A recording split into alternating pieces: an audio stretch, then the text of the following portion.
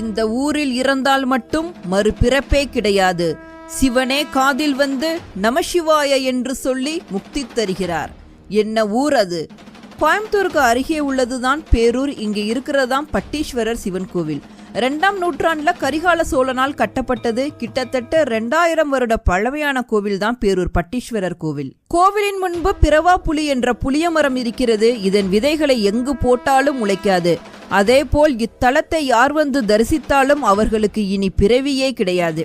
இங்கே இறப்பவர்களின் காதில் சிவபெருமான் நமசிவாய என்ற 5 எழுத்து மந்திரத்தை உச்சரித்து தன்னடியில் சேர்த்து கொள்வதால் இங்குள்ள மக்கள் இறக்கும் தருவாயில் வலது காது மேலே இருக்கும்படியாக வைப்பர் என்பதும், இப்பகுதியில் உள்ள சாணத்தில் கூட புழுக்கள் உண்டாகாது என்பதும் சிறப்பம்சங்கள். கோவிலுக்கு அருகில் நொய்யல் நதி இருக்கின்றது. இறந்தவர்களின் எலும்புகளை இந்நதியில் போட்டால் சில நாட்களில் அவை வெண்கற்களாக மாறிவிடும் என்பதும் ஐதீகம்.